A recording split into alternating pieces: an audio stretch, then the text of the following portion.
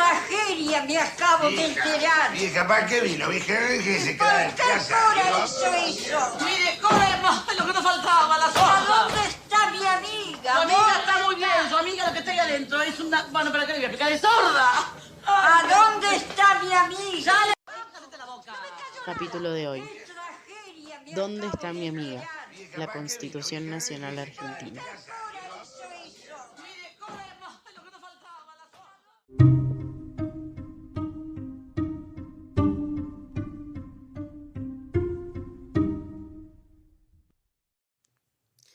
Bienvenidos y bienvenidas a esta nueva microcápsula de Derecho, bastante excepcional porque, bueno, he estado desaparecida de este medio, pero la verdad que las circunstancias y el contexto, siento que a veces no importa lo ocupada y preocupada por un montón de cosas que uno puede estar, sino que está bueno hacer algo por el contexto, y es por eso que este mini capítulo, primero voy a hacer un disclaimer y decir que para mí es muy importante que vos, que yo, que nosotros, que toda la población, no solamente los ciudadanos y ciudadanas de Argentina, sino de cada espacio territorial de este mundo, conozca sus derechos.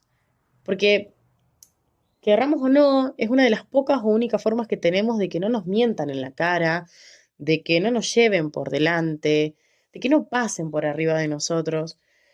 Porque a veces el conocimiento es el único poder que nos queda como fuerza cuando ya nos queda poco por hacer, como población, como ciudadano único. A veces saber y tener el conocimiento de algunas cosas nos da la posibilidad de limitar a esas personas que nos están regulando la vida. Y otro disclaimer que quiero hacer es que este capítulo no tiene y no es el objetivo ni retar a nadie porque no sepa, ni mandar a leer a nadie nada, porque no tenemos todos por qué ser expertos en cada área de conocimiento. A mí me toca ser abogada y soy conocedora de ciertas circunstancias y de ciertos, valga la redundancia, conocimientos que hacen que pueda estar comunicándoles estas cosas. Pero por ahí me vienen a hablar de otros temas sin idea y ahí hay que darle el espacio a los que saben. Entonces no es mandar a leer a nadie, ni mucho menos, sino que repasemos juntos, que repasemos juntas aquello que ya sabemos que existe y que por ahí no tenemos tanto en cuenta. Así que vamos directamente a nuestro repaso general de las circunstancias que están sucediendo. Todos los canales de televisión, todas las radios, muchísimas personas en las redes sociales ya están hablando de los decretos de necesidad y urgencia. Y si bien vamos a tratar esa parte en particular, el famoso artículo 99, inciso 3, segunda parte de la Constitución Nacional, primero me parece interesante para mí, para todas las personas, que repasemos por qué existen estos decretos de necesidad y urgencia. Porque en realidad es una delegación, tenemos que pensarlo así, legislativa. ¿Por qué? Nosotros sabemos que estamos en una república y la república tiene una forma republicana de gobierno, o sea que tiene una división de tres poderes. Tenemos el poder legislativo, el poder ejecutivo y el poder judicial. Cada uno de esos poderes tiene funciones. Tenemos la función de cada uno en particular, no nos vamos a meter en esa parte, pero ya sabemos que la función del ejecutivo principal es justamente la actividad administrativa, la del judicial es la jurisdiccional y después nos vamos a la legislativa, que es justamente eso, la conformación de leyes y sanción de leyes. En general, hay un montón más dentro de eso, pero no nos vamos a ir a la particularidad. Sino conocer que quien hace las leyes es el Congreso.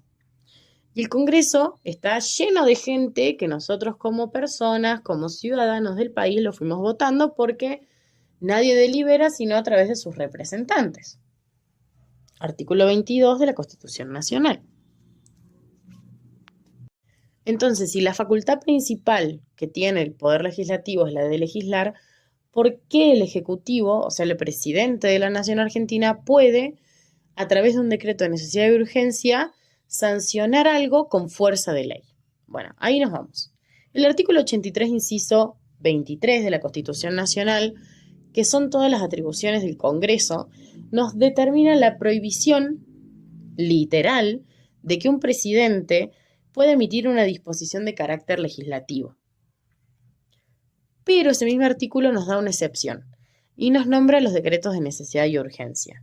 Entonces ahí nos vamos al artículo 99, inciso 3, que deja la posibilidad de que en circunstancias de extrema urgencia y de extrema necesidad, el Poder Ejecutivo decida realizar un escrito con una forma de decreto en el cual va a tomar atribuciones legislativas, podríamos decir prestadas, entre comillas, por la circunstancia excepcional que se está viviendo. No solamente eso, sino que tiene que responder este decreto de necesidad y urgencia a otras características más. El decreto de necesidad y urgencia no solamente tiene que ser por un carácter urgente, que valga la redundancia, estamos hablando de algo inmediato, de algo de extrema necesidad. A ejemplo, no sé, están bombardeando tal espacio y tengo que tomar una decisión. Bueno, yo no puedo contemplar los tiempos del Congreso para que decidan con el debate y todo. Tengo que tomar una decisión urgente. Los decretos de necesidad y urgencia tienen que tener una circunstancia y una aplicación sobre la razonabilidad. ¿Esto qué quiere decir? El objeto del decreto tiene que contemplar su respuesta. Tiene que ser idóneo. En palabras más sencillas, lo que yo decreto como presidente o como presidenta tiene que ser beneficioso de manera automática. Y además tenemos el carácter de excepcionalidad, que por ejemplo, tomando a algunos fallos de la Corte Suprema de Justicia de la Nación, nos dice que la excepcionalidad es un grave riesgo social, es la imposibilidad de dictar una ley por el procedimiento constitucional previsto.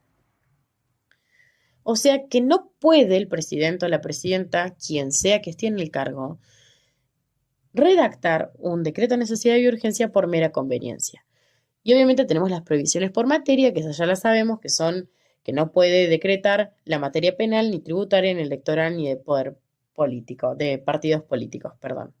Entonces, objetivamente, lo que ha sucedido ayer, que puede gustarnos o no el contenido, acá estamos analizando la inconstitucionalidad.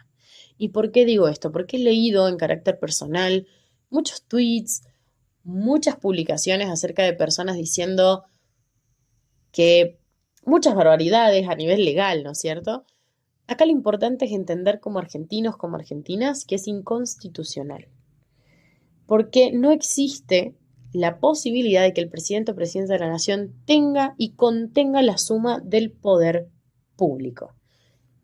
¿Esto qué quiere decir? No puede existir la posibilidad en nuestra cabeza de que una persona que está ejerciendo el poder ejecutivo se arrogue, o sea, tome atribuciones que son de otros poderes.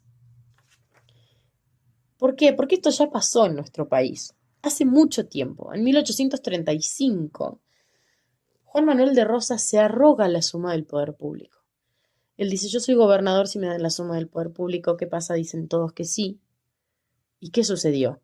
Terminó existiendo el artículo 29 de nuestra Constitución Nacional para que esto no pase nunca más.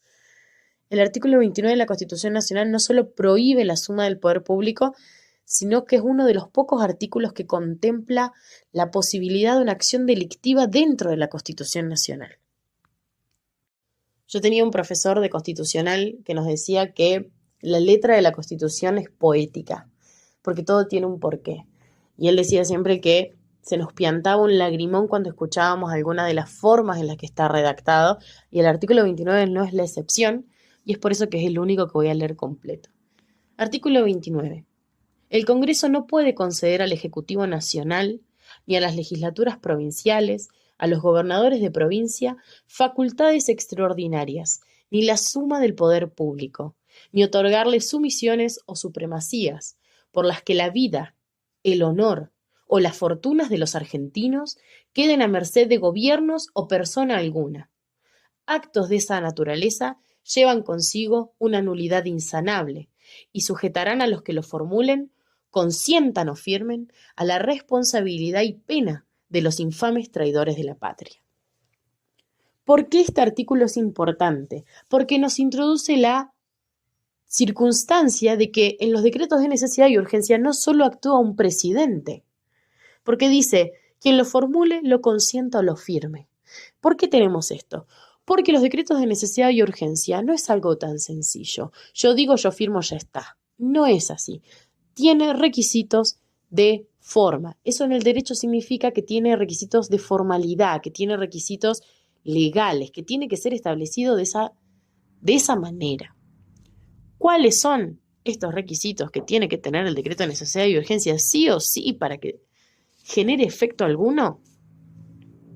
El primero es que tiene que estar, nosotros vamos a decirlo más en castellanizado, tiene que estar firmado por todos los ministros, sin excepción. Después tiene que estar firmado por el jefe de gabinete de ministros, sin excepción. Después arranca toda la circunstancia, podríamos decir, administrativa interna del decreto, porque una vez que está firmado por todos los ministros y por el jefe de gabinete de ministros, este tiene 10 días para someterlo a la Comisión Bicameral Permanente. ¿Qué significa esto? El jefe de gabinete de ministros, una vez que ya firmó el presidente y todos los ministros y él mismo, tiene que mandárselo a esta, podríamos decir, comisión bicameral, ¿sí? Que tiene representación de ambas cámaras, pero no es que va directamente a las cámaras del Congreso. Una vez que esa comisión bicameral permanente analiza el decreto de necesidad y urgencia, lo va a elevar. Tiene 10 días para elevarlo. ¿Elevarlo qué significa? Pasarlo. Pero queda más lindo decir elevarlo, por eso decimos elevarlo. Entonces, una vez que esa comisión bicameral permanente lo leyó, lo analizó, lo pasa recién ahí a las cámaras de cada del Congreso para que lo analice.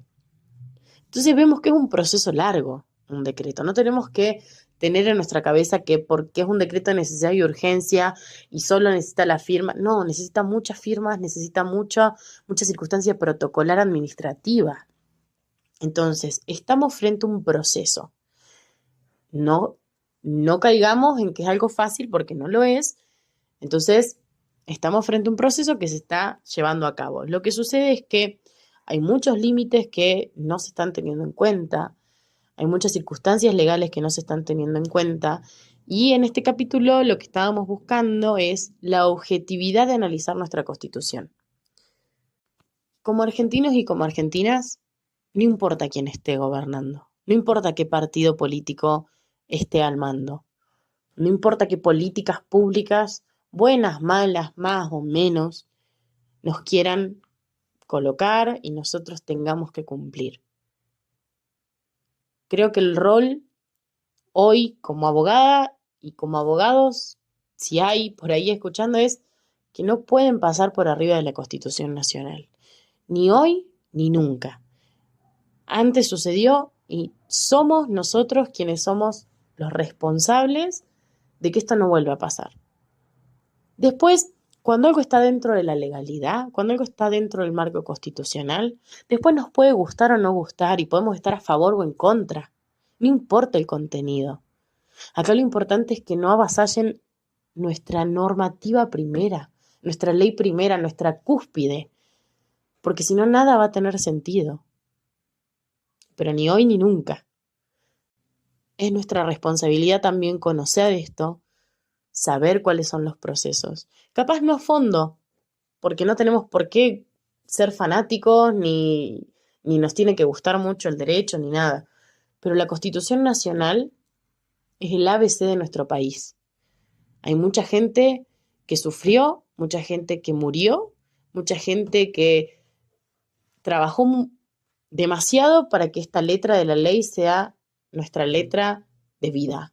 Entonces no hay que dejar que nos mientan y nos digan que no está escrito así en nuestra Constitución Nacional.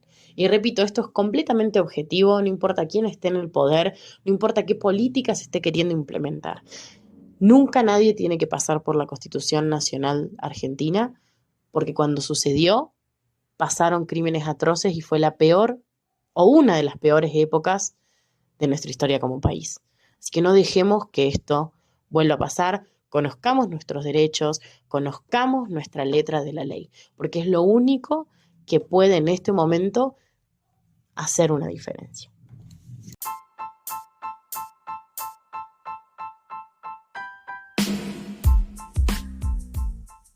Fuentes y bibliografía del capítulo de hoy: Constitución Nacional Argentina, Manual del Derecho Constitucional de Juan Vicente Solá, fallos de la Corte Suprema de Justicia de la Nación, fallo Berrocchi, fallo Cooperativa del Trabajo TARF Limitada y fallo Consumidores Argentinos. Pueden seguirnos en @puedepasartepodcast. Soy Mila Kekut y espero que tengan un mejor día que el de ayer.